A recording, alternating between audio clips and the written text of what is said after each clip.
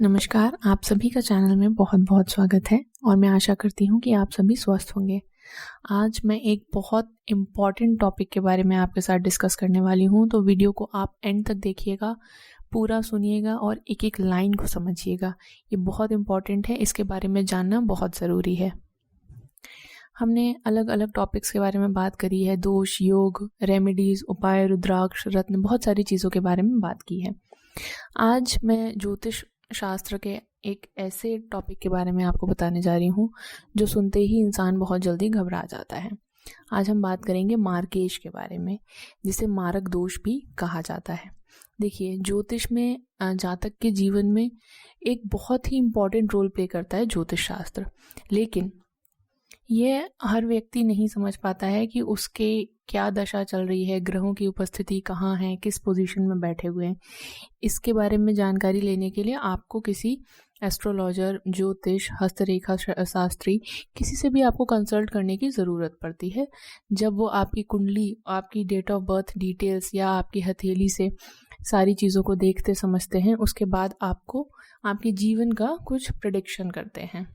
उसी में जब आपकी कुंडली देखी जाती है या आपका हाथ देखा जाता है, तो उसमें ग्रहों की उपस्थिति और वो कहाँ बैठे हुए हैं, किस दिशा में हैं, कौन सा ग्रह किसे देख रहा है, किस हाउस में है, बहुत सारी चीज़ें हम देखते हैं। अगर हथेली की बात की जाए तो हम रेखाओं को देखते हैं कि कहाँ पर हैं, कौन सी रेखा में दोष है, कौन से पर्वत पर दोष है, क्या नेगेटिव साइंस है, क्या पॉजिटिव साइंस है, और उसके बेसिस पे हम बताते हैं कि आने वाला टाइम आपके लिए कैसा रहेगा।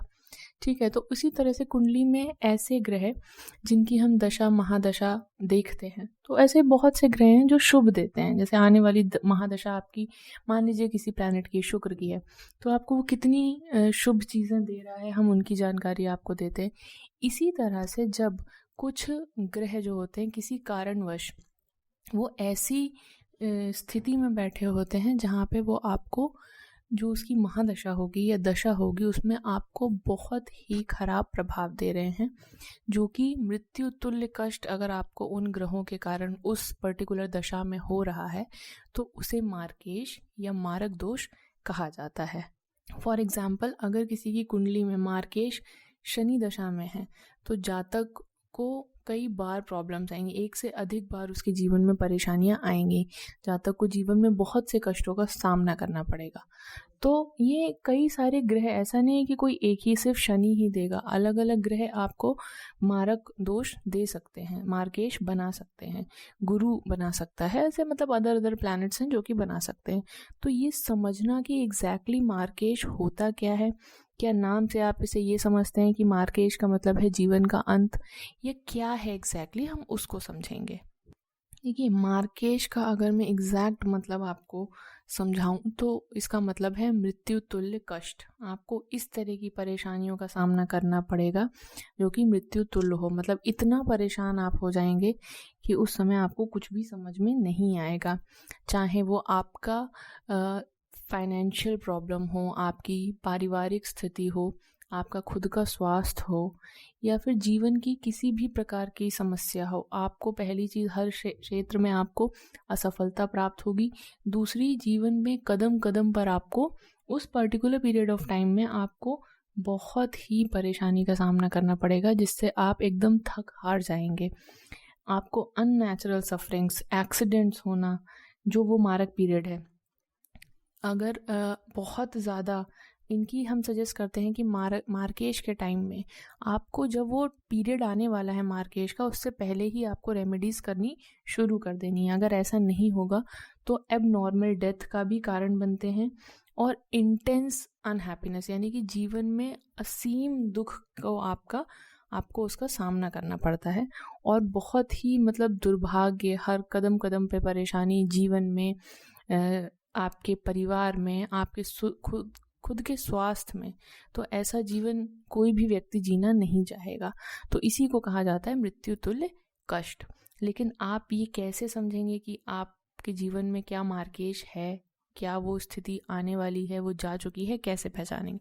इसके लिए आपको अपनी किसी ज्योतिष से मिलना होगा, उनसे इस बारे में आपको जानकारी लेनी होगी कि क्या आपके जीवन में ऐसा कोई योग आने वाला है, क्या ऐसा कोई दोष आने वाला है, मार्केश पीरियड आपका कहीं आने तो नहीं वाला है, उससे पहले आप क्या प्रिकॉशंस ले सकते हैं और क्या क्या चीज़ें आपको करनी चाहिए रेमेडीज़ के तौर पे। उससे पहले एक बार हथेली के माध्यम से हम इसे कैसे चेक कर सकते हैं उसके बारे में भी बात कर लेते हैं। अब मैं आपको बताने जा रही हूँ कि हथेली में आप इन लक्षणों को कैसे देख सकते हैं, मार्केश के लक्षणों को आप कैसे चेक कर सकते हैं। यहाँ पे मैं आपको मेजर ही बताऊंगी क्योंकि बहुत ज़्यादा नहीं बताया जा सकता, वीडियो बहुत लंबा हो जाएगा।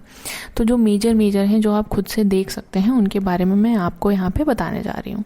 जैसे आपको सबसे पहले अपनी जीवन रेखा को देखना है। जीवन रेखा आप नाम से ही समझते होंगे, ये आपकी लाइफ और आपकी लाइफ फोर्स एनर्जी के बारे में एंड क्वालिटी ऑफ लाइफ के बारे में बताती है। तो अगर आपकी जीवन रेखा पर कहीं पर भी काला तिल है तो वो शुभ नहीं है और उसे मार्केश का लक्षण माना जाता है। दूसरी चीज़ आपको ध्यान देना है, क्या ये तिल आपकी हथेली में आपके देखते देखते बनना शुरू हुआ है ना, तो आपके लिए और ज़्यादा हानिकारक है ये। अगर ये लाइट है, लाइट से डार्क होता जा रहा है, तो आपको रेमेडीज़ 110% करनी है, उसमें कोई और दूसरा उपाय नहीं है, आपको रेमेडीज़ करनी शुरू करनी है। नेक्स्ट, अगर आपकी जीवन रेखा में कई जगह पर बार बार कट्स हैं, यानी कि लाइन जो है वो इंटरसेक्ट हो रही है, या तो वो किसी दूसरे प्लैनेट से आकर काट रही है या फिर खुद ही कट होती जा रही है, तो वो भी खराब लक्षण है, ये भी मार्केश का लक्षण माना जाता है। नेक्स्ट, अगर आपकी जीवन रेखा कहीं पे ब्रोकन है, टूटी हुई है, ठीक, या उसमें बहुत बड़ा सा जाल बना हुआ है या स्टार का चिन्ह है, तो ये सिचुएशन आपके लिए मृत्यु तुल्य होगी, यानी कि इतना कष्ट होगा आपको उस टाइम पे कि आपको झेल नहीं पाएंगे और बहुत परेशानी आपको होगी। नेक्स्ट, अगर आपकी जीवन रेखा पर रेड कलर के मोल से यानी कि लाल तिल हो रहे हैं, तो ये भी मार्केश का लक्षण है। और अगर आपकी जीवन रेखा बहुत मोटी होती जा रही है, बहुत डार्क होती जा रही है, तो ये भी कोई शुभ लक्षण नहीं है। ऐसा नहीं सोचना है कि मोटी या डार्क हो रही है तो ये मेरी जीवन को और स्ट्रॉन्ग कर रही है, ऐसा नहीं है। ये उल्टा आपकी हेल्थ को ख़राब कर रही है और आपको इस समय पे ध्यान देने की ज़रूरत है, उपाय की ज़रूरत है। ये मार्केश दोष आपके हाथ में उत्पन्न कर रही है। दूसरा, अगर आपकी जीवन रेखा जंजीर नुमा आकृति में है, यानी कि चेन्ड टाइप है, ऐसे गोल गोल इस तरह से बनी हुई है, तब तो आपका स्वास्थ्य ठीक नहीं रहेगा। आपको उपाय करने हैं और इसके लिए जितना जल्दी आप हो सके उतने उपाय आप करने शुरू कर दें। दूसरा है, अगर कोई रेखा चंद्र से आ रही है और वो जीवन रेखा को काट रही है, तो ऐसे में लंग्स की परेशानी हो सकती है, सेल्स, कैंसर और एक्सीडेंट्स के चांसेस जो हैं वो बहुत ज़्यादा बढ़ जाते हैं। वहीं अगर आपकी कोई रेखा मंगल से आ रही है और वो जीवन रेखा को काट रही है, तो ऐसे में क्या होगा, आपके ब्लड से संबंधित परेशानी होगी और बोन से संबंधित परेशानी होगी। साथ ही ये आपकी जो एक एनर्जी है बॉडी की, उसको बिल्कुल ख़त्म कर देगी। आप नहीं समझ पाएंगे ऐसा आपके साथ क्यों हो रहा है, लेकिन धीरे धीरे जो आपकी वाइटल फोर्सेस हैं वो बिल्कुल ख़त्म हो जाएंगे। नेक्स्ट, अगर आपके शनि के पर्वत पर तिल है, तो ये भी बहुत बुरा प्रभाव देगा आपको, बहुत ही कष्ट आपको झेलना पड़ेगा। साथ ही अगर आपके चंद्र पर किसी भी प्रकार का स्टार है, काला तिल है, देखिए आप ये तो समझ लीजिए कि काला तिल होना हथेली में, आपने तब से देखे होंगे इतने एग्जाम्पल्स, काला तिल बिल्कुल ही शुभ नहीं है और ये कहीं ना कहीं मार्केश के लिए रिस्पॉन्सिबल होता ही है। तो ये तो जीवन रेखा हो गई। साथ ही आपको इतना ही ध्यान देना होगा आपकी हृदय रेखा को देखने के लिए और आपकी मस्तिष्क रेखा को भी देखने के लिए। यहाँ पे मैंने आपको सिर्फ अभी जीवन रेखा के लक्षण बताए हैं, क्योंकि ये बहुत डीप है, बहुत सारी चीज़ें आपको धीरे धीरे ही समझनी होंगी। तो ये तो आप कुछ चीज़ें जो खुद से आप चेक कर सकते हैं। अब बात करते हैं कि आप उपाय क्या क्या कर सकते हैं मार्केश में। एक चीज़ आपको ध्यान देनी है, मार्केश आने तक का आपको वेट नहीं करना है। अगर आपके जीवन में, कुंडली में कहीं पर भी किसी भी समय मार्केश बन रहा है, तो आपको उसी समय से वो उपाय करने शुरू कर देने, तभी जाके आप उस पीरियड को निकाल पाएंगे। वरना वो पीरियड जो होगा मार्केश का, वो निकालना बहुत मुश्किल हो जाएगा आपके लिए। आप मानसिक रूप से भी इतना परेशान हो जाएंगे कि आप नहीं कर पाएंगे कुछ भी, और उस समय आपकी हेल्प कोई नहीं कर पाएगा। इसलिए आपको रेमेडीज़ पहले से ही करनी शुरू कर देनी है। क्या क्या रेमेडीज़ आप कर सकते हैं वो मैं आपको यहाँ पे बता दे रही हूँ। देखिए, सबसे पहले आपको अपने इष्ट देव की तो पूजा करनी ही करनी है। साथ ही जो सबसे बड़ी रेमेडी है और सबसे ज़्यादा इफ़ेक्टिव रेमेडी है इसकी, वो है आपको महामृत्युंजय के जाप करने हैं। आपको महामृत्युंजय के जाप और हवन दोनों करने हैं। जितना आपको ज़्यादा प्रभाव इस चीज़ से मिलेगा उतना ही आपके लिए ये अच्छा रहेगा। आप खुद कर सकते हैं, आप किसी से करवा सकते हैं, लेकिन इसे आपको करना ही करना है और 1.25 लाख से ऊपर आपको इसके जप करने हैं और उसी अनुसार आपको हवन करना है। प्लस अगर आप महामृत्युंजय की जो एक पूरी पूजा होती है वो करवाना चाहें तो वो भी करवा सकते हैं, वो भी बहुत लाभकारी होती है। आपको रुद्र अभिषेक करवाने हैं, नियमित रूप से आपको ये करवाने ही करवाने हैं। साथ ही साथ अगर कभी कोई ऐसी कंडीशन होती है आपके घर में कि आपके घर में किसी बच्चे का जन्म होता है और वो मार्केश के समय होता है, तो उस समय जैसे हम कोई बच्चा होता है तो उसके लिए मिठाइयाँ बांटते हैं, ये चीज़ें करते हैं, तो उस समय आपको स्वीट्स ना बांट के कुछ सॉल्टेड चीज़ें बांटनी है, कुछ नमकीन चीज़ें बांटनी है, ठीक है। इसके अलावा आपको अपने घर में किसी भी प्रकार का कूड़ा कचरा नहीं रखना है, ये भी आपको ध्यान देना है। ये प्रिकॉशंस हैं जो आपको लेने हैं। आपको जूते दान देने हैं, जो गरीब हैं, जो ज़रूरतमंद हैं, उनको आपको ये दान करना है।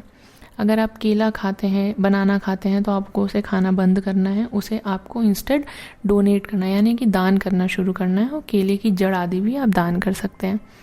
इसके अलावा आपके घर में जब खाना बनता है तो आपको जो पहली रोटी है वो आपको गाय के लिए या किसी जानवर के लिए निकालनी है, ये बहुत ज़रूरी है।